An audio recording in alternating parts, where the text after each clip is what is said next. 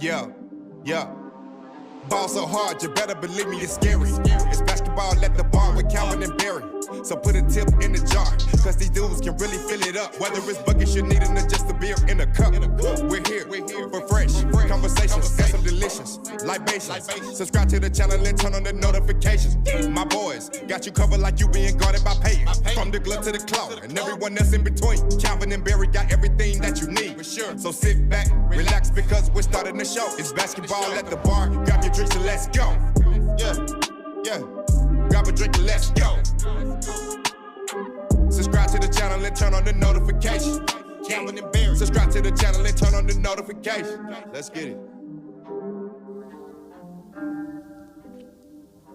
What up, ballers? Welcome to Basketball at the Bar. Join us live every weekday for the best NBA podcast here on YouTube, where the takes are hot and the drinks are cold. There's no dress code, and you can take us wherever you go. So pull up a stool, drop a like, and don't forget to subscribe. This is Basketball at the Bar. Grab your drinks, and let's go, Calvin. Let's go. Happy Wednesday. Happy hump day. Happy hump day. Happy May the 4th be with you. Or yes. Is that a happy day? Or oh, it's a very happy May day. the 4th be with you? I don't really know how it goes. But it's a very happy day. we're definitely going to be watching some Star Wars movies tonight after the NBA playoffs. But welcome in, everybody. Welcome, and happy hump day. We have an awesome show for you guys all today. We're going to be giving some injury updates on guys like Peyton. We're going to talk about the Miami Heat. We're going to recap both games from yesterday. Then we're going to give some previews on today's games, and then we will end the show, as always, with Q&A. You guys, the Barflies, we're here, we're having fun, and we're ready to talk about some basketball. Right, Cal? Oh, yeah. Always ready to talk basketball. So, first off, real quick, before we jump into everything, favorite game to watch yesterday? Well, I think it's got to be the Memphis Golden State game, right? I mean, that the Boston Milwaukee game was over almost before it started. Yeah, that's true. And I'm not going to lie, I picked Milwaukee in that game, and they just simply... I think you picked them by 12 points. Yeah, actually. I did. And they didn't even Bold show move, up. Cotton. Bold move. Yeah, even the pros pick them wrong, guys. Even the pros pick them wrong. What's up, Mike? Good to see you here. We have your Mavs playing today. I know you're excited about that. We'll see how many threes Maxi Kleber can make today, huh? Going to need every single one of them. Right. All right, Calvin. So let's start off here with injury updates. Gary Payton the second has a broken elbow or a fractured elbow. I don't really know the difference, but give us an update here. Well, of course, everybody, I'm sure by now, has seen the play where Gary Payton is on the fast break, gets run down literally by Dylan Brooks, and he did end up fracturing his elbow last night.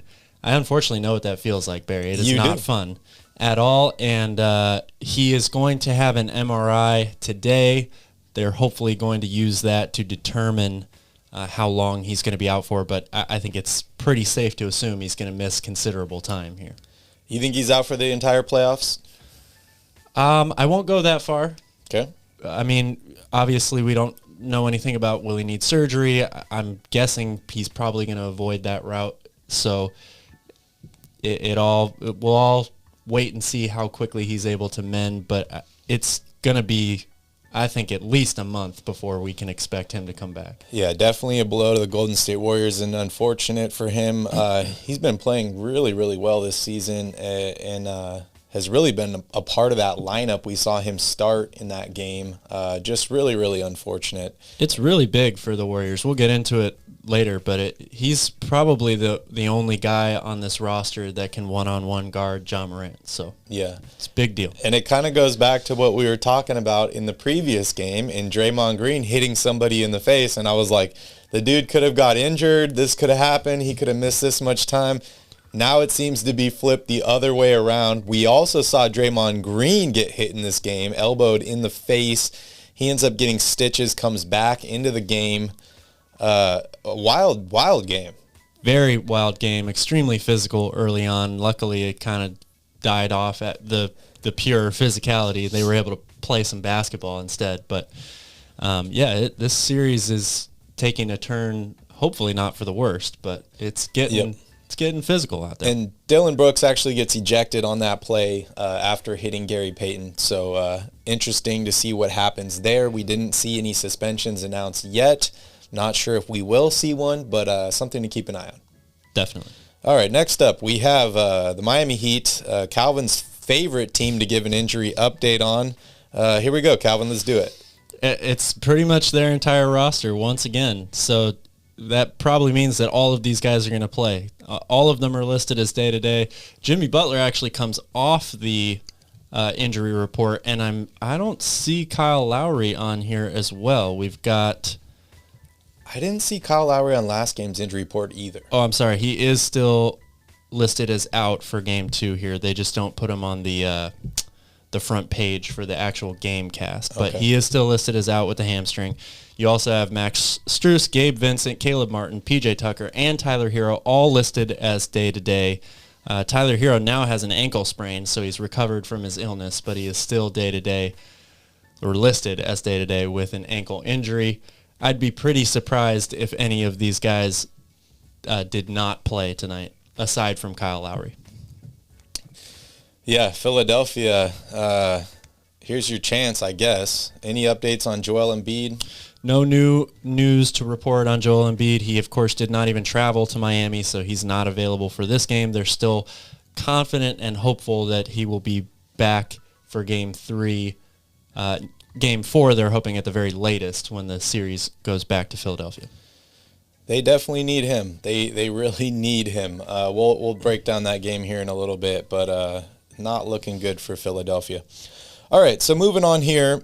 Yesterday we had 2 games. The first game of the day, Milwaukee travels to Boston. Game 2, Milwaukee did not even look ready to play this game. Boston jumps out early ahead. They lead this entire game. I think they lead by up to 26 points at one point. They end up finishing this game 109-86. I was wrong. I said Milwaukee was winning by 12. I picked Milwaukee to win as well. They disappointed me. Jaylen Brown, 30 points for him, 29 for Jason Tatum.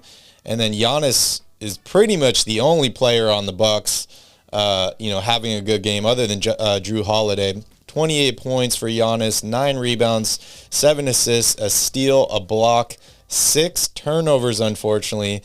And then 19 points, 4 rebounds, 7 assists, and 2 steals for Drew Holiday. 13 points off the bench by Pat Connaughton. And Bobby Portis has 13 as well. Yeah, this game, we'll see if it was an aberration or not, right? This is a Coach Bud team. This is their MO. When they get into a postseason series, Coach Bud basically bets on the fact that you're not going to be able to shoot three-point shots well enough over the course of a 7-game series to beat my team. I'm going to close the paint off completely and force you to take outside shots. It just so happened that the Celtics went 13 of 20 in the first half. Mm-hmm. They blew the lid off the roof here early on. Jaylen Brown goes for 25 of his 30 in the first half alone. They end up shooting 20 for 43 from 3 for the game. That's the question. Is Boston, going to be able to continue to shoot like that? If they do, they have a really, really good chance to win this series. But I think you have to expect things to come back down to earth just a little bit. I mean, Grant Williams, 6 for 9. Jaylen Brown, 6 for 10 from 3 in that game. Peyton Pritchard, 2 for 4. Will those guys step up and hit big three-point shots consistently for the rest of the series? But more importantly for Milwaukee, they really missed Chris Middleton in this game, and they need some more flow to their offense. The whole game was give Giannis the ball and get out of his way. Mm-hmm. He got off to a horrible start. I think he started like 2 for 11 from the field. Second half, he was much, much better, but they need to move the ball and look for more guys to get open looks because Giannis right now is really the only person on this team that can create his own shot. They only had 16 assists in this game. That's not going to get it done. No, and speaking of 16, they also shot 16% from three-point range. Yes. Which is also not going to get it done. And you don't get a lot of assists when guys are missing wide-open three-point shots either. That's true. We all talked about the Boston Celtics and how they are great at making adjustments. They lost game one, definitely made some adjustments here. And then Milwaukee just, in my opinion, wasn't ready for this game. They started out so cold. It didn't seem like they had a game plan. They took the first punch by Boston, and then they were just kind of like, okay, what do we do now? They tried to make a run in the third quarter, also one in the fourth quarter, but they just did not have enough to even make this game close. They end up losing by 23 points in this game. The series is tied. Now it's heading back to Milwaukee. Milwaukee was able to steal one game in Boston, so they officially have home court. They are the reigning champions, but it'll be interesting to see whether they can make some adjustments and some three-point shots in Game 3. Yeah, absolutely. I think if you're Milwaukee, you've got to look at how you're manufacturing shots in this series. The way that Boston is playing them right now, I would put Giannis in the pick and roll with really anybody right now, because the way they're defending this, and I'm talking about Giannis being the primary screener, they're not helping off of Giannis at all. So the lane is at times wide open for these guys if they come off of a screen set by Giannis. I think they have to keep going with that, because eventually Boston will have to adjust their defense to where they're going to be pulling more guys in to help off of that drive, and that is going to open up three-point shots in the corner for guys like Bobby Portis, Brook Lopez, all those guys. So that's definitely what I would be looking for as one tiny adjustment here for the Bucks going into Game 3. Yeah, they just shot horribly from three-point range. You and I had praised Grayson Allen and the things he's done for this Milwaukee Bucks team, stepping up in the absence of Chris Middleton. 28 minutes in this game, only 5 points, only took 4 shots. He needs to be better. They need at least a few of these guys to step up and fill the absence of Chris Middleton. And yeah, like you said, Giannis cannot do it all by himself. He looked very tired at the end of that game. He did. He expended a lot of energy. He took a lot of hits. He was on the floor a bunch. They need to find a way to move the ball and get some offensive sets going that are going to create shots for other people, because he's going to run out of steam very fast if he has to do it all by himself. Yeah, the storyline going into this game was Marcus Smart is out. What are the Boston Celtics going to do without their defensive player of the year? Is Giannis going to be able to get to the basket at will without a guy drawing charges? The Celtics were able to step up collectively as a group. Yes, it's a home game, and that does make things usually a little bit easier having the crowd on your side, but they just they played a great game, and they deserved the win, in my opinion. Oh, absolutely. Boston took it to them in this game. Thoughts on Game 3, Cal? Well, again, it comes down to me. I don't expect Milwaukee to shoot 16% from 3 at home. I don't expect the Boston Celtics to come out 13 for 20 in the first half from 3 either. So with both of those numbers kind of coming back to reality a little bit, the game will be much closer, and it's going to come down to, can Milwaukee find enough scoring outside of Giannis to keep this game close and get enough to win? And then, for Boston, they just need to continue doing what they're doing right now. But they're going to be given these wide open threes. Grant Williams, Jaylen Brown, Al Horford, they're going to let these guys shoot from outside. So how many of those open shots are they going to knock down? Yeah, that was going to be my next question for you. Boston shot incredibly well from three-point range in this game, almost 47%. As you mentioned, they're going to be getting those shots throughout this series. The question is, can they continue to make them? We know they have 2 amazing scorers on their team in Jaylen Brown and Jason Tatum, but are guys like Grant Williams going to be able to step up regularly? Marcus Smart is out. I know he's struggled at times from three-point range. He's also shot incredibly well at times from three-point range. So overall, Calvin, do you feel like the Celtics can rely on their three-point shot and win this series against the Bucks, or do they need to mix it up and do some other things as well? I think they definitely need to mix it up. I mean, you look at, they made 23-point shots in game 2 yesterday, and 17 of them came from either Jason Tatum, Jaylen Brown, or Grant Williams. Now, Jaylen Brown and Jason Tatum are really good scorers. They're good shooters as well. So can they come out and have another, a 40% to above game from 3? Yeah, they can, because they're great players. But I think that they definitely need to make sure that they're trying to get some shots inside as well, trying to get shots in the paint at the rim. It's very difficult to do against this defense, but if you're not even looking at the rim when you drive into the lane, you're just expecting to kick out to that corner or the wing for an open 3. Eventually, the Bucks have really good defenders. They're going to start realizing that. They're going to anticipate those passes, and a few of them are probably going to get picked off. So the answer is yes and no. I think Boston is capable of having more good outside shooting games. I don't expect it to be as good as this one. Yep. But they need to make sure that they're also trying to get some good looks inside, some fouls on Giannis inside so they can get to the free throw line, because they need a little bit of balance. It can't be all or nothing on the three-point line. Yeah, and definitely not having Chris Middleton out there helps the Boston Celtics with getting some of these open three-point shots. Chris Middleton, as we know, is one of the best perimeter defenders in the NBA and a great shooter as well. The Bucks are definitely missing him at this point. They really, really are. All right, here, let's move on to game 2. This was a very, very exciting game, a very, very physical game. We saw multiple guys leave this game injured. I don't know if you were watching the news last night, but did you see what happened to Dave Chappelle? I did. We saw another guy leaving a stretcher with a broken arm.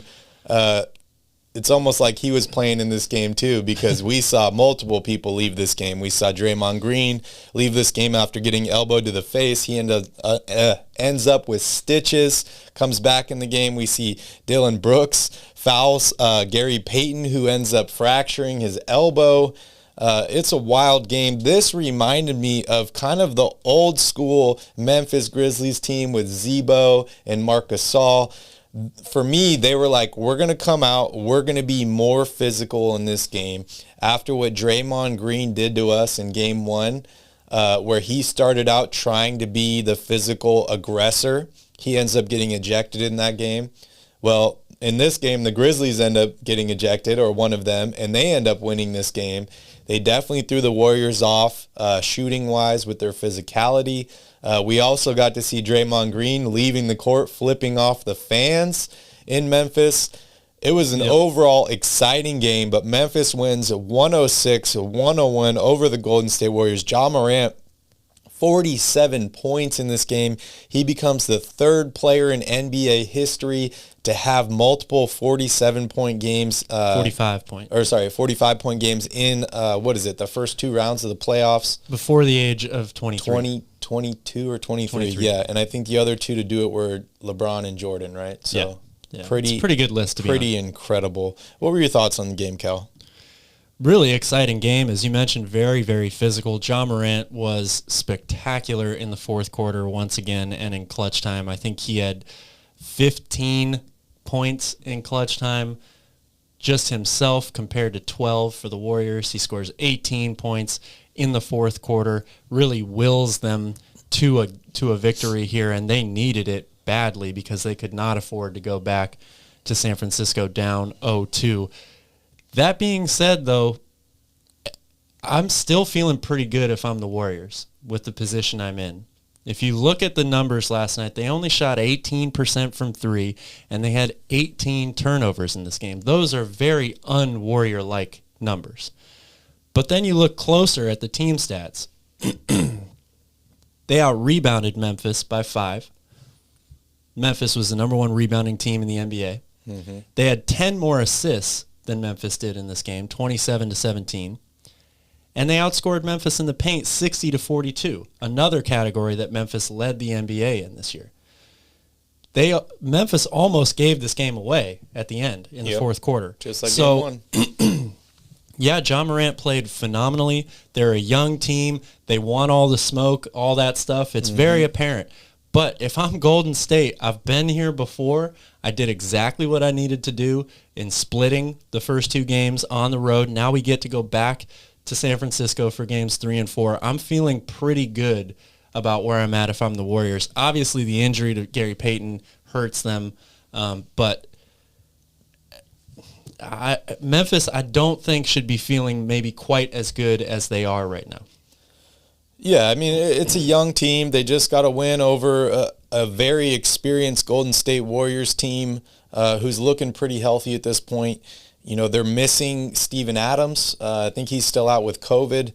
He definitely helps them with rebounding. Jaren Jackson Jr. fouled out in this game with only 7 rebounds.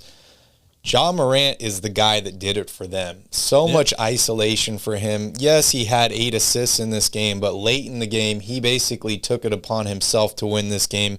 I think that's the reason why the Warriors led in assists in this game. Those assist numbers were so off because Ja Morant, you know, when you get 47 points yourself, you take 31 shots and 13 free throws in this game, you basically put it on your back that you're going to do it. And that's exactly what he did. They got the win in this game because of him. Missing Dillon Brooks, he only played 3 minutes in this game before getting ejected after that hard foul. Only 5 points for Desmond Bane. I get what you're saying here, and I'm a little mixed on this victory too, right? Like, I think that they've kind of exposed Golden State in the fact that if we're more physical, we can push them off of their game and make them not look like the Warriors, right? But at the same time, you lost game 1 by 1 point. Ja Morant missed the layup. You only won this game by 5. I would be a little concerned heading back into Golden State, but at the same time, if I'm Memphis, I'm looking at the stat sheet here, and I'm saying, okay, Jaren Jackson, I need you to stay out of foul trouble. We need you here on the court more. I need more out of guys like Desmond Bane, Dillon Brooks. I need you available as well. Not sure if we're going to be getting Steven Adams back here. Maybe he will have some effect on them in certain situations. Maybe not starting the game, but, you know, just having him available definitely helps your team. But I think for them, the one thing they learned from this game is they need to be more physical than the Warriors, and that gives them an opportunity to win these games. Yeah, I think you make a good point about the physicality, but again, if I'm Golden State, this is what I'm going to counter with. The Warriors have played in a ton of playoff games, a ton of big playoff games. They played against physical teams before. This is not the first time. It's just the first time in a while, maybe. So, like a heavyweight boxer, they took some pretty good punches in this game. I think they respond very well from that. I have more trust in the Warriors being able to respond to something like that than, if it were to be the other way around or something like that because of Memphis's inexperience. So, and if I'm the Warriors, I'm looking at Ja Morant in these first 2 games. He's been huge for them, right? Like, he's been everything. But nobody else has really done much. Jaren Jackson Jr. had a great game 1. Draymond Green only plays 17 minutes in that game. Desmond Bane has been, in my opinion, the Grizzlies' most consistent player throughout the whole course of the playoffs. He hasn't done much at all in this series. Klay Thompson, I think, is doing an underrated job covering him right now. And Ja Morant, 5 of 12 from 3 in game 2 last night. That's better than 40%. In the 6 or 7 previous playoff games before that, he shot a combined 25% from 3. So it's just like the Boston Celtics. Do you trust that Ja Morant's going to continue to shoot that well from 3? If I'm the Warriors, probably not. So again, going back home, series tied 1-1, I'm feeling pretty good. How important is game 3 for you? You know, most people talk about game 3 is generally the most important game of the series, especially when it's tied 1-1. It's going back here to Golden State. The Warriors shot horrendously in this game. They shot 18% from 3-point range. Not something we expect out of the Golden State Warriors. However, if they shoot bad like this again in game 3, what does that mean? Well, it means they're in a slump, right? I mean, I don't know what other way to put it. We're talking about the greatest shooters of all time here. So if you're asking me, do I have confidence that these guys are going to come out and shoot better than 18% at home? Absolutely, I do. Yeah. Absolutely, I do. But if they do shoot bad again in game 3, are you a little worried? Because maybe Memphis has stumbled upon something here of being physical with these guys. The crazy thing is looking at these numbers, in the third and fourth quarters, Steph Curry was wide open for a bunch of these threes. Exactly. And that is exactly what I was going to say. And actually made some of these threes. If it wasn't for those wide open threes in that game and that lucky bank shot 3, which I know he didn't call bank on that. Yeah. But it's Steph Curry. He's going to make it anyways. If it wasn't for those, these numbers would have looked even worse. So if Memphis can remain physical, if the Warriors have another bad shooting game, are you kind of looking at the team, if you're Steve Kerr, of like, okay, we need to change something up here. We need to do something. I know we have all this championship experience, but we haven't been in the playoffs in a while. Klay Thompson's coming back from serious injuries. He played well in round 1, but he hasn't looked the same in these first 2 games. Maybe I need to change something up here. No, I don't think I'm quite there yet. I mean, you're right about game 3. Anytime a series is tied, the next game, whether it's game 3 or game 5, it's incredibly important, right? To get that advantage. The numbers speak for themselves. How often or percentage-wise a team goes on to win the series after winning that pivotal game when the series is tied. So, yeah, of course it's important. But, again, I've got Steph Curry and Klay Thompson on this team. They're getting, in my opinion, shots that they like from 3. Yeah. And I'm really encouraged by the fact that we're outscoring Memphis in the paint. We're out-rebounding them. We're playing smaller than them. All of those things, I think, are going to add up over the course of a 7-game series. So the shooting, if you continue to struggle shooting, you can shoot your way out of a series. You can shoot your way back into a series. But, again, if I'm the Warriors, I've got to feel pretty good that I've got the greatest shooters of all time, and I expect them to respond going home and playing in front of that huge home crowd advantage. And now you have home court. So if you lose every single game in Memphis for the rest of the series, you can still win the series by winning all your home games. I mean, I expected this game to go, or the series to go 6 games. So it doesn't surprise me that I picked Memphis to win last night. It doesn't surprise me that they're going to get a couple games here or there. But again, over the course of a 7-game series, I think the Warriors are going to find a way to grind this one out, to use a Memphis term. Yeah, I think so too. What's up, Gothan? Good to see you here. Welcome. Just a heads up for you guys that are watching right now. No games tomorrow, but we will be doing a podcast here and one on Royal Rebound. So make sure you guys keep your eyes out for that and hit that notification bell so you will be notified. All right, Calvin, let's talk about this Dillon Brooks thing. Dillon Brooks has been really important for the Memphis Grizzlies this season and last season. You want to have guys on your team that are able to take these hard fouls, maybe not trying to injure people, but, committing hard fouls, letting people know you're there. They're not getting easy layups, easy buckets, stuff like that. It's tough to have this be one of your best players because then he's not available for you through the rest of the game. But let's talk about this foul. I watched the replay a couple times this morning just to kind of see it again. I want to see a couple more angles on it. It looked like he was going for the ball. I don't think he was trying to hurt him, but he did make contact with the head. There was the wind-up. There was excessive contact. He got ejected. What are your thoughts on that foul?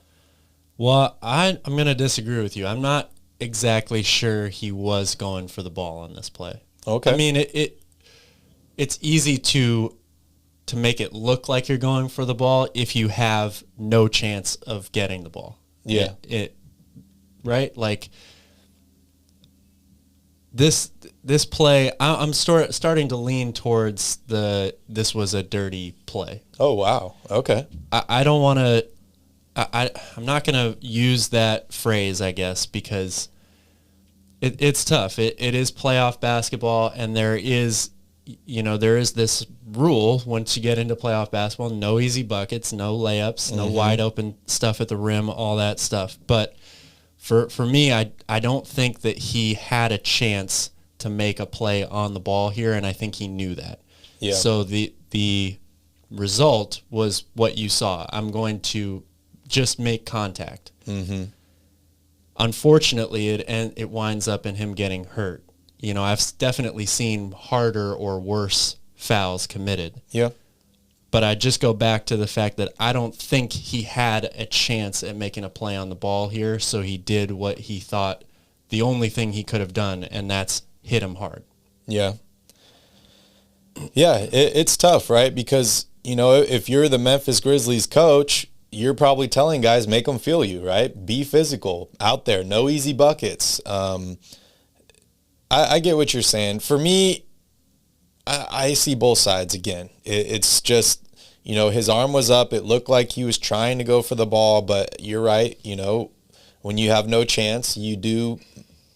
It wasn't the same as like what we saw earlier this year between Jokic and Morris, right? Where he just comes up and straight decks the guy in a non-basketball play, right? Like he at least made it look or appear like he was going for the ball. We don't know him. We don't know his intent, right, that we were talking about on the last show about what the intent is. Obviously, Dillon Brooks is not known for kicking people in the nuts over and over like Draymond Green, so maybe he gets the benefit of the doubt. He does get ejected in that game. We haven't heard anything from the league office, and it's always tough hitting guys while they're in the air, right? Yeah. Do you think we'll see a suspension from this? That's a tough question to answer. If I had to guess, I'm going to say no. You know, I feel like if he was going to get suspended, we might have already heard about it.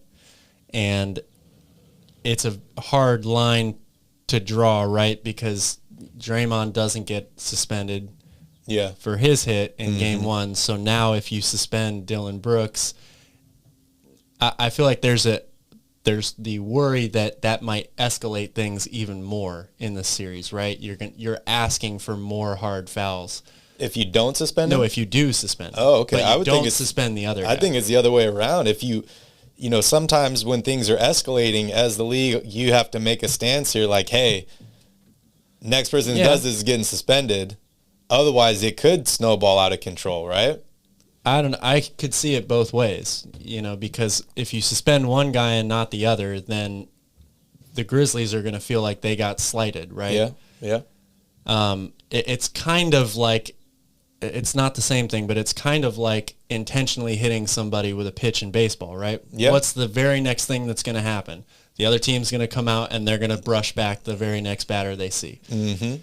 So you're right. There is. I think the refs do have to take all of this into account now for Game 3. They've got to be very, very careful because in those first 5 minutes of the game, we might see some very physical play, and they need to make sure that it doesn't get out of control or escalate higher than that.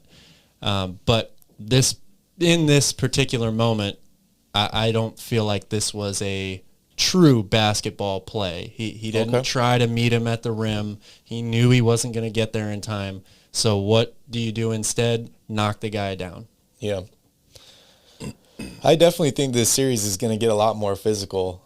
Just like we mentioned before, I think the more physical team is probably going to win this series. And that's probably going to be Golden State, in my opinion. But we'll see what happens here. What do you think about the Draymond Green foul? Or it wasn't a foul. It wasn't even called a foul, but he gets elbowed in the face by Tillman, has to get stitches, leaves the court flipping people off. You know, if you want to talk about anybody fanning the flames of a fire, Draymond Green just continues to he always increase his reputation as this guy, right? Yeah. I mean, that play, it's unfortunate, right? But Xavier Tillman is going for a ball out of bounds. Maybe he knew Draymond Green's head was right behind him, but I have trouble thinking about it. All he's thinking about in that moment is trying to save the ball, right? Yeah. And we've reached a day and age where we saw it in the Milwaukee series. I mean, it felt like every play they were stopping that game to check to see if the criteria was met for a flagrant foul. That's just the way what we've come to here. Any contact to the head or the midsection is going to get reviewed, right? So, and he very clearly gets elbowed hard in the face. Yep. But those two plays are very different to me. I don't think Xavier Tillman was even thinking about Draymond Green in that moment, whereas Dillon Brooks, again, knows he's not going to be able to stop that play cleanly. Yeah. So I need to make sure that I knock him down and make contact so that he doesn't even get the shot up. Very different in my mind. What do you think about Draymond's reaction? It's totally Draymond, right? Yeah. Like I would expect nothing less from him. You think he just gets fined by the NBA and they move on and that's it and it's over? Probably. I think it's the same thing that we saw with Kyrie Irving, Yeah. And Draymond even said, I make $25 million a year. I'll be all right. Yeah, I'll be all right. Oh, man, this series is just getting better, Calvin. It's almost like it's turning into like a WWE. Draymond Green is the heel, yelling at everybody, flipping people off. He definitely seems like a guy that loves to dish it out. I think he can take it back as well. But we'll see what happens when this series goes back to Memphis because I have a feeling it's going to get worse. Yeah, the first 5 minutes of Game 3 will be pretty interesting to watch. Yeah, they really will be. All right, any more thoughts on this Warriors-Grizzlies game before we move on here? Buckle up. It's going to be an exciting series. And you taking Golden State in Game 3? Yeah, I'll pick the Warriors to win Game 3. All right. That's yesterday's games. Let's talk about today's games. We have two awesome games today. First off, the 76ers are still in Miami to take on the Heat for Game 2. They lost the first game. They got whooped in the first game. Here they are back. No Joel Embiid in this game. Miami's favored by 8. I'm looking at the updated injury report here. It's got Kyle Lowry out, and Joel Embiid out, and apparently everybody else on the Miami Heat is going to be ready to play in this game. So just like last time. This game is in Miami. What are your thoughts? Well, I got my Dwayne Wade Miami Heat jersey on today. They're turning up the heat on Philadelphia. I think Miami wins this game again. It's going to be a similar type of game to Game 1 where Miami just has too many options, and over the course of the 48 minutes, they're going to wear down this Philadelphia team that has no bench whatsoever, nothing, really to help them out. Maxey and Harden have to explode, have big games. Tobias Harris has to score, probably more than 20 again for them to stay in this. And I don't like Doc Rivers buckling down on his decision to start DeAndre Jordan. I think that's a mistake. So expect Bam Adebayo to be feasting early on again. Yeah, on that subject, Techno Peasant's got a good question here. What are your thoughts on Doc Rivers? Is he being unfairly treated, or is he a questionable coach? I think he's probably being unfairly treated a little bit. Is it... The question is it a coincidence that his teams are the ones, going back over the course of NBA history that have trouble closing out these series? It's a nice way to say it. But I do think that what Doc Rivers said, even though he did get it wrong about losing to the eventual NBA champions that one year, I think there's a lot of truth to what he said. Some of it is, yes, you need to be better in certain situations, but a lot of it is circumstances. I mean, health plays a huge, huge role. Unfortunately, it always will in playoff basketball. And, when you're the 8th seed in the Eastern Conference and you're up 3-1, you're not supposed to win that series. So you're playing against the better team. Like, I guess what I'm trying to say is, no, I don't think Doc Rivers is a bad coach, basically.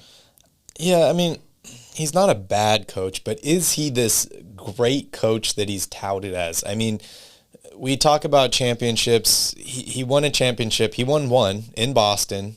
It's a lot more than a lot of other coaches. 3 Hall of Famers. Okay, but Phil Jackson won 11 championships with a ton of Hall of Famers. Yeah, so he did it more than so once. So did Red Auerbach. So did Pat Riley. Yeah. I mean, these guys that we think of as the Mount Rushmore of coaches, don't give me that they didn't have the same type of talent but they've on their won team multiple. to win. They've won multiple. Yes, but Doc Rivers won one. How many years did he roll out that roster? Yes, they dealt with injuries to KG. Not nearly and as stuff many like that. years as Phil Jackson rolled out Scottie Pippen and Mike Jordan. That's true. Then Ray Allen left. Then they had to face the Heat. Then he goes to L.A., Blake Griffin, DeAndre Jordan, Chris Paul. I think he underperformed there. It is the Clippers, right, where everyone's like doesn't expect the Clippers to win anything. But I don't know. I don't know how I feel about Doc Rivers. I hate how much he argues about every single call, but I guess you could say that about most coaches, right? That they just argue. I think that's a coach thing. I met the guy once, very nice guy, when he was here celebrating his son's championship with Duke. But I don't know. I'm so mixed on Doc Rivers. I like the guy personally, but I don't know if he is like one of the best coaches in the NBA. Yeah, I don't know. That's tough. I would certainly take him as my coach over a lot of other coaches in the NBA right now. Yeah. All right, back on the game. Enough about Doc Rivers. But this game to me is already over. Hopefully Miami is not looking at it that way, but I already see this game is over. I think Miami wins this game easily. More than 12, Calvin. More than 12, okay. But I know what think that means. I think they win this game. I think they head back to Philadelphia up 2-0. I think Philadelphia has absolutely no chance to win this game without Joel Embiid. I agree. Or any game in this series without Joel Embiid. I agree. They need him really, really badly. And a lot of it, unfortunately, is because James Harden is not the same James Harden. Yeah. Yeah, we posted a video about that. So if you guys have any more interest about, James Harden and what our thoughts are on him taking over games, you can check out the video we posted, I think 2 days ago. But yeah, any other thoughts on this game? Miami's only favored by. It's too hot in Miami. They're only favored by 7.5 now instead of 8. That's fine. I'll take it. Take the spread in this game. All right, Miami's winning this one. Okay, second game of the day, we have Dallas heading to Phoenix to take on the Suns. The Suns are up 1-0 in this series. Luka Doncic had an amazing game 1. Will he have an amazing game 2? I'm looking here at the injury report. It is empty. Phoenix is favored by 6 in this game. They're at home. Devin Booker seems to be back to his old self or close to it. What are your thoughts? Well, just like I think that the number 1 seed in the Eastern Conference is going to have their way in this game, I'm sorry, Mike, but again, I just think that Dallas is severely overmatched in this series. Luka is going to be great. Part of that is because the way the Suns are playing them, they're going to take 40 points from Luka if it means Jalen Brunson and Spencer Dinwiddie, combined for less than 20 or whatever it was in game 1. Yeah. And too much DeAndre Ayton inside. I just think the Suns are too complete a team offensively and defensively. Dallas has been a really, really good defensive team all year, but they don't match up well with this team, and Phoenix can score from anywhere on the court. If they continue to get the side contributions from guys like Jay Crowder and Cam Johnson, this series, I think, it could be a sweep, honestly. Maybe Dallas gets one game, but I don't see him getting really more than one in this series. That's funny. I'm looking at both games today as kind of similar, based on the fact that Miami and Phoenix are both going to feast inside. Yes, Philadelphia is missing Joel Embiid. They're a much different team without Joel Embiid. I think that Dallas, at this point, without Joel Embiid, Dallas is a better team than Philadelphia. If James Harden were to be his old self, James Harden, then they're basically the same team at this point. But I think that Miami and Phoenix both win today easily, just based on the fact that they can score, like you said, from anywhere on the court. They have a dominating presence inside, and they have a superstar or two on their roster that can take control of this game. I know Dallas has Doncic, and he's probably the best player on the court between Dallas and Phoenix. And that's kind of tough. But other than him, there's a bunch of role players on that team. Some good role players, but they don't match up against a team that just went to the NBA Finals, a team that has one of the best point guards, if not the best point guard of all time, and just all these other weapons. Yeah, I agree. Phoenix is they're too good a team. They've been the best team in the NBA all year long, even better than Milwaukee, for regular season from start to finish. The Dallas got offensively, they got pretty much everything they wanted in game one. They hit 16 threes. Luka goes off. Maxi Kleber has a really, really good game as well. Mm-hmm. But it's still not enough because they can't stop this team from scoring. DeAndre Ayton can get any shot he wants at any time. He's so good at running the floor, and he just seals guys, that have no business trying to guard him 5 feet away from the basket. Yeah. Yeah, and, just to be clear here, Miami and Phoenix are my overwhelming choices to go to the finals. So I'm picking both of those easily. What's up, Ivan? Doc Rivers did throw his Orlando Magic roster under the bus. You're picking the Heat tonight. Who are you picking? Phoenix as well? Asha wants to know if the Mavericks should throw Boban out there. Dude can dunk without even jumping. He can. He can also reach anything on the grocery mustard aisle. He can reach the mustard on the top shelf. We've seen Boban dominate in the past. He's just so big. He doesn't have the energy to play that long of a game, right? Like he can't stay on the court long enough. You can't play him 40 minutes in a game. There's no way that can happen. It's probably not a bad idea to at least try to play him for some minutes, maybe against JaVale McGee when they bring him off the bench or something like that. I still think if you try to put Boban on DeAndre Ayton, they're just going to get him the ball 15, 17 feet away from the basket, one jab step, and he's right by him for a dunk every time. So that doesn't solve the problem, I think, if you're Dallas. But I do think that they could probably get 10, 12 points inside by feeding Boban the ball on the offensive end of the floor. But what's he going to do on the defensive end of the floor? I like Boban a lot. He just doesn't have the mobility.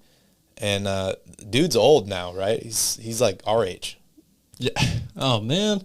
Why you got to go there? Age is just a number. I also heard that Asha got a Boban NFT. Oh, is that right? So shout out to Asha, shout out to Boban. Okay. And NFTs are the future, right? A Top Shot? An NBA Top Shot? Or no, the association. So they released a collection for the playoffs that apparently update based on how well the team does and how well the player does. So maybe Asha's just trying to pump her own bags here by putting Boban in the game. We need some dunks from Boban. Yeah. It's crazy though, get man. His stats up. Could you imagine dunking without jumping? No, I can't imagine that at all. That's crazy. Have you seen a picture of him and his wife? Yeah. It is wild, dude. It's pretty funny. I feel so bad for her. All right. Let's see here. Let's open it up to Q&A to end the show here. So if you guys have any questions, Calvin has answers. I will try and have answers. But anything else you guys want to talk about, we're open here, and we'll talk about it. As we mentioned, no games tomorrow, but we will be live tomorrow, both on this channel and Royal Rebounds, breaking down the games that happened today. We're going to talk a little bit about the Sacramento Kings coaching search again, because we have some new information to talk about. And then we're also going to give you guys, some thoughts on what to expect on May 17th for our draft lottery party. Calvin's going to be DJing. We're going to be here in the studio. We're going to be having a great time. And hopefully, Calvin, the Kings can win the number 1 pick in the draft lottery. We shall see. That would be huge. Huge. All right. Emi Udoka and Will Hardy brought them back. I'm curious, Techno Peasant, what exactly about Ime Udoka's game plan in Game 2 was different?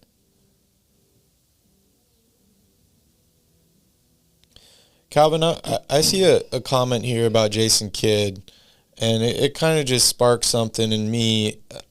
You know, we saw this is Jason Kidd's 3rd coaching stint, right? I think we both agreed that when he got hired with Brooklyn, it was a little early for him. I think he retired. He was on the Knicks 1 year, and then the very next year he was the head coach of the Brooklyn Nets. Then he goes to Milwaukee. I know Giannis said that he was his favorite coach that he's ever had, was very disappointed when he got fired. Now he's here in Dallas. What have you seen from Jason Kidd as far as coaching-wise? Has he gotten better? Do you like what you see? Where would you rank him as a head coach in the NBA? Ooh, that's tough. I like Jason Coach as a kid. I liked him as a coach, you know, even early on. I just think that he maybe wasn't quite ready. You know, he needed to learn or go through a full season and figure things out. He's obviously a very smart guy, and what he's done with this Dallas roster this year, I think, is very impressive. Yeah. The fact that they were a really highly rated defensive efficiency team all season long, they pretty much played this season with one guy. I mean, Jalen Brunson was huge for them in that opening round series, but he didn't give them that all season long. So, yeah, I think he's a very good coach. Would you rank him better than Doc Rivers? Peasant, I noticed that Boston was making all their threes in Game 2. I'm not sure that the game plan itself was different, though. I think that they made threes in Game 2 and they missed threes in Game 1. That was the biggest difference that I saw from Boston. Jason Kidd a better coach than Doc Rivers? Is Jason Kidd a better coach than Doc Rivers? Oof, I don't know. Better player. Yes, better player. Doc Rivers is a pretty good player, though. He's no Jason Kidd. I'm not saying he's Jason Kidd, but he was no slouch as a player.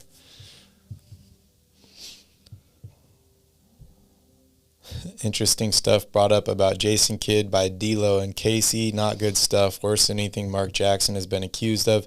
I mean, we've heard the rumors about Jason Kidd berating people and stuff like that. I don't really know. I don't know. For sure they were making more threes, but they were not shooting upon the first pass, though, during the first half last night. So they're moving the ball more? Is that what you're saying?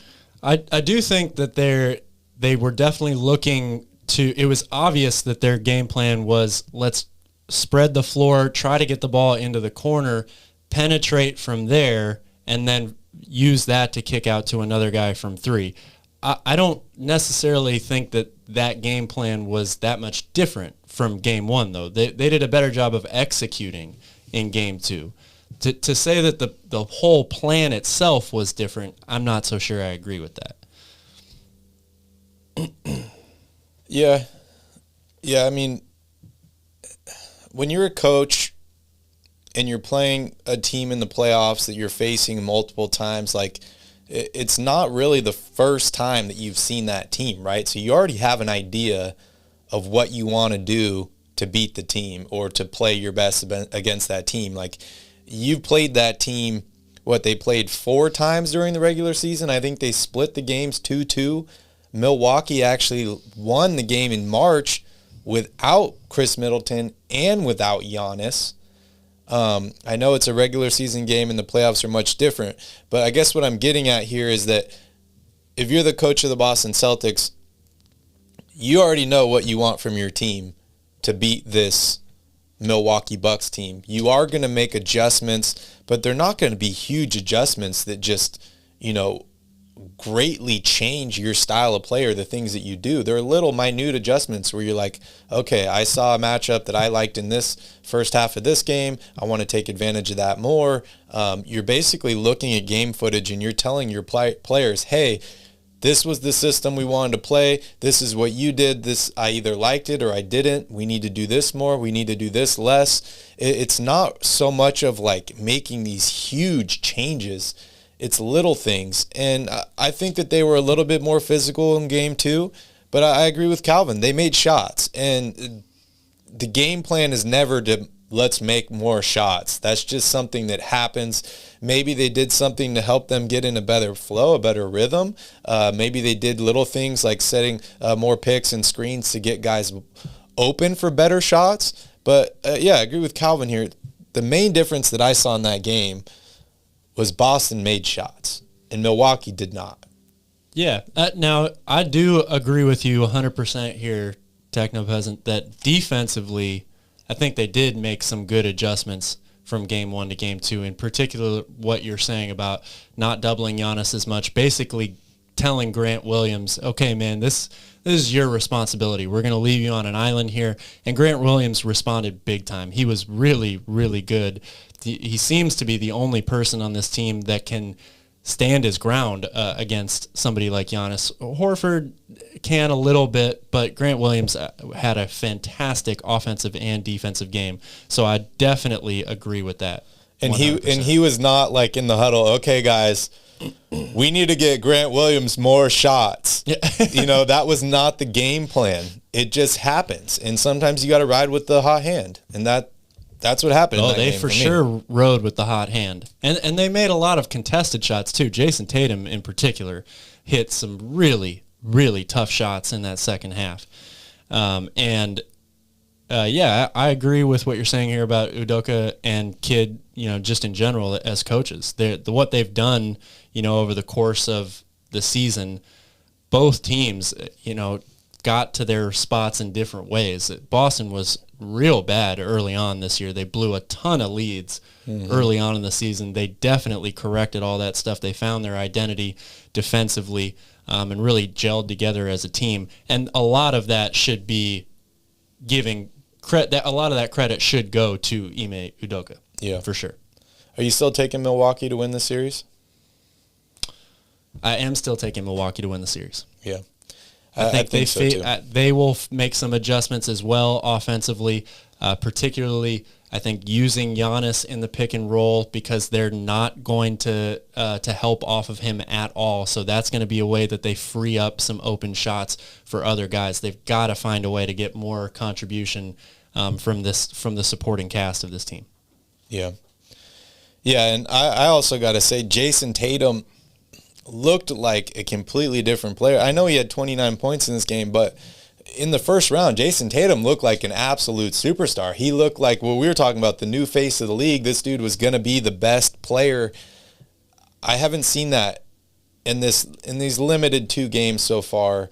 It'll be interesting to see whether he can be that guy again. I do think he will in the long run, but is he quite at that level yet, or is he ascending to that level? I think that he needs to be that guy for them to win this series. Shout out to Dan here. Ooh. Oh yeah, thanks, Dan. Oh, Ivan wants to know your thoughts on the Gary Payton foul again.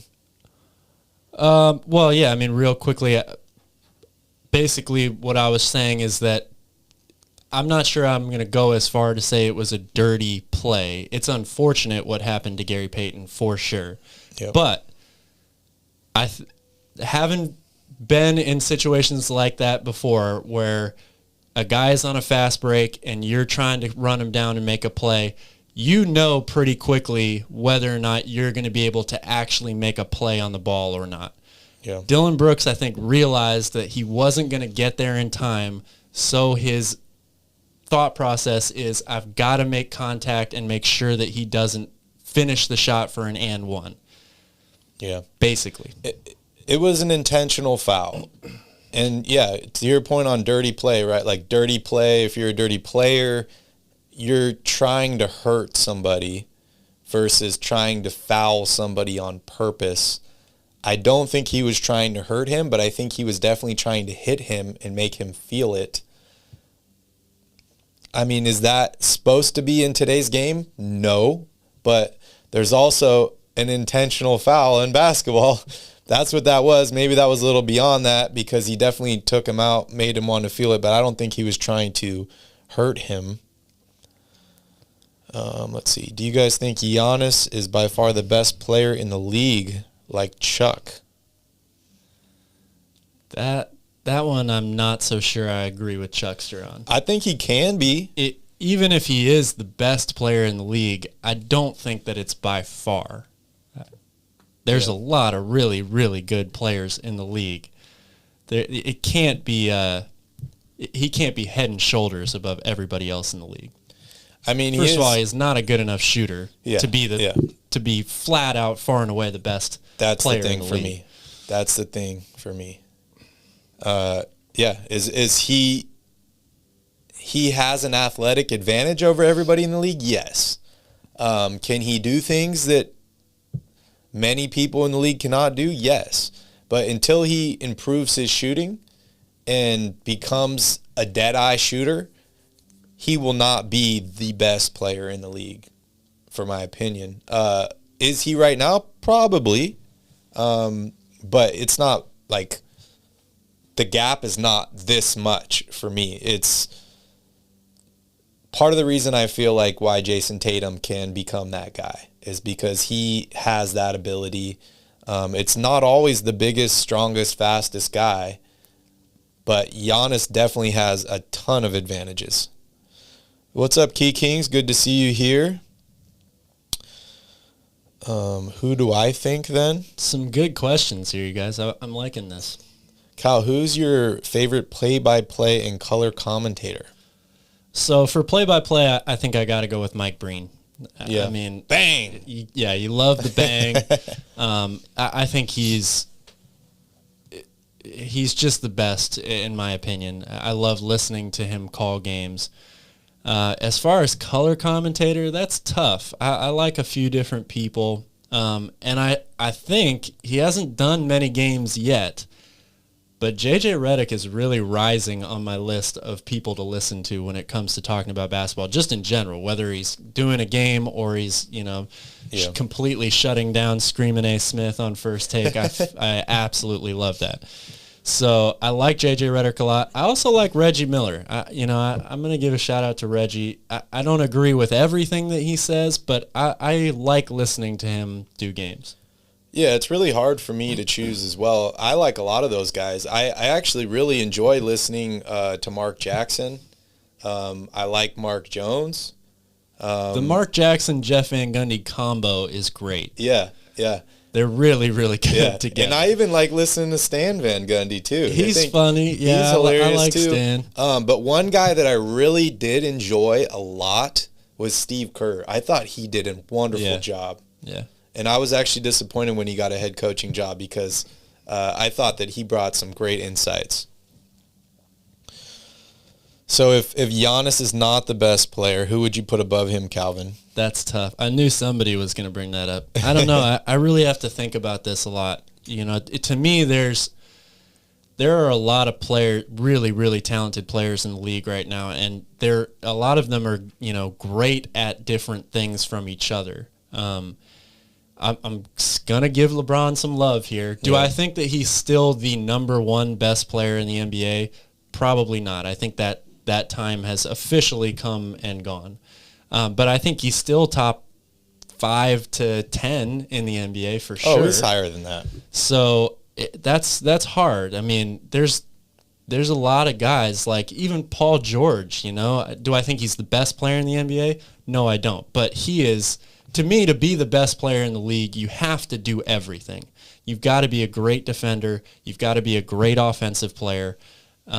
And, so those two-way players, like even Kawhi. I mean, we haven't seen Kawhi Leonard play in a long time now. Mm-hmm. Who knows what he's going to look like when he comes back from his injury, but there's some really fine players in the NBA today. So I will think about that answer, and I'll have a list for you tomorrow. Okay. Yeah, it really is so hard to choose. I saw moments this season where you're looking at Kevin Durant and you're like, this guy's the best player in the NBA. And then we also saw moments where he was not that guy.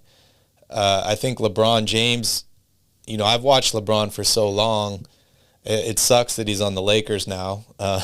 But, I mean, if you're going to say, if I had to pick one guy to win a Game 7 for my team, and that's what I'm counting as the best player in the league, it might be LeBron James. If LeBron's healthy and locked in, I still think that there's nothing the dude can't do. But at the same time, seeing performances by like the amazing things that Luka Doncic has done, seeing guys like Ja Morant, like there's just certain moments where you're like, wow, it's not an easy cut and dry situation now of like, this guy is the best player in the league. Because there was a solid 10 years there where it was like, nope, LeBron's the best player in the league by far. And it's not like that anymore. Yeah. It's not like that. That one wasn't really that close, in my opinion. Oh my God, there goes that man. Yeah, Reggie Miller's pretty legit. Yeah, I like Reggie. Steph Curry. See, we talked about this yesterday with Steph Curry, man. Best shooter of all time, but he's not in the GOAT talk for me. He's not. He's never been the best player in the league, in my opinion. He hasn't even been the best player on his own team in the finals. Like, I don't know. No finals MVPs for me. Yes, he's got some rings. He's got a unanimous MVP award, but like Calvin said, you got to be able to do it on all sides Steph of the Curry's ball. a great player. He really is. I don't know. I agree. I don't know if I would ever at any point in Steph's career consider him the best player in the NBA, though. Was he the best player on the Warriors when they beat Cleveland for the championship? Not the first time. Without Kevin Durant. With Kevin Durant. No, Kevin Durant was the best player on that team. Without Kevin Durant, he was the best player on that team? Yeah, I would probably give him that. I mean, Klay Thompson is so good, though. He was so good at that moment when he was able to completely shut down the other team's best player and go for 40 in a game. He was so good. But that's, it's so hard. It's like picking straws, or they were a great team. Team success is obviously way different than individual greatness, I would say. Yeah. Hey, Ivan, don't put that shit out there, man. I support anybody as the head coach of the Kings if Monty chooses that person. But I'm not saying Mark Jackson, Van Gundy, we'll see what happens. I've already said who my guy was a while ago, and I don't even know if I believe in that anymore. So we'll see what happens.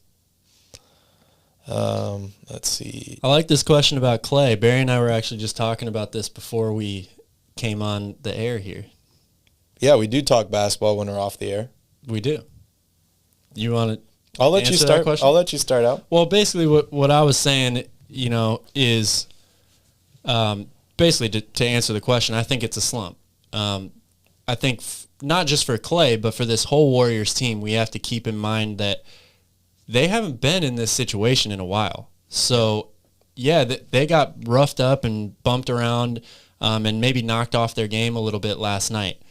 But I have total confidence in these individual guys and this team being able to respond from that. And in the opening round series against Denver, Klay had a 26-point game, 27? 32-point game. Yeah. So he's had good performances in this postseason He's already. averaging like 20 points a game on 38% shooting from three. Yeah, those are good numbers. He's not where he needs to be defensively yet in terms of, what he used to be able to do on the defensive side, but it's clear to me that he knows exactly where to be still. He's just a step slow. Yeah. And offensively, yeah, he had a rough night last night. He didn't shoot very well at all. 2 of 12 from 3 is pretty rough. But I think since he's come back, he's found his rhythm again offensively. And I believe in Clay and Steph coming back and having big games in games 3 and 4. Yeah, I think Calvin's a little bit more optimistic about Clay than I am, just based on the fact that the dude's getting older, man. He just turned 32 years old. He dealt with a ton of injuries. He's got a lot of miles on his body from all those playoff appearances. He played 32 games this season. You got to think that he's dealing with some fatigue at this point. The playoffs are a different animal. He led the Warriors in minutes last night. Yeah. 41 minutes. Yeah, and he looked every bit of it. But so what I'm saying is he still going to be able to shoot the 3 ball? Yes. He had a bad shooting night. Yes, he'll be able to come back from that. But as the playoffs go on here, I'm a little concerned about how he's going to hold up because he hasn't been in this environment for a long time. And the Warriors need him to be a really good player for them to win a championship. Can he be that guy? Over or under 23 points in game 3 for Clay? I'm going to go with under. I'll take the over. 23.5. Okay, I'll take the over. Okay, we'll see what happens. But yeah, I mean, I like Clay, amazing player. It's just he's getting old, man. Father time's undefeated. He's done. What's the one thing that age is better than anything else, though, in the NBA? Shooting, but not defense. Yes, I agree with you. Not defense. Although, how many points did Desmond Bane score in game 2? I think 5. 5. Yeah, not good. Clay was the primary defender on him for most of the game. I love the randomness of 23 points. Yeah. Yeah, it is Yeah, random. I did pull that number out of nowhere. But I'm taking the average. I didn't want to go too high. He's averaging 20. Over under 30 is kind of ridiculous, but Yeah, he's averaging 20. I'll take the average. Okay. I'll just play the average. I'm just an average kind of guy, I guess. All right, guys, we're going to wrap up the show. Unless there's anything else you'd like to discuss, Calvin? no, I mean, I think it's up to the people, right, at this point. If you guys have any other questions, speak now or hold your peace. Yeah, we got this game starting here in about 15 minutes. All right. Okay, last call. Here we go. All right. Yeah, I mean, exciting games, dude. I'm really excited. But, yeah, Klay Thompson, he's not scoring 23. Okay. Or maybe he'll have 23, but we said at 23.5. Okay. So. All right, guys, we're going to close it down here. Thank you so much. Please close out your tabs. We appreciate you all for joining us. Make sure you guys hit that like button. Make sure you hit that subscribe button. If you guys have not entered in our contest to win the Fanatics gift card, make sure you go to our channel page, watch that video. It's very, very short. It's got some instructions on how to enter in to win the $250 Fanatics gift card. At this pace, that's going to be, a jersey or a half a jersey in a couple months with the way inflation's going. It's really crazy.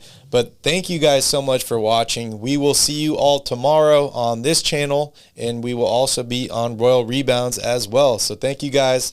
Have a wonderful day. Enjoy basketball. And as always, don't forget to tip your bartender.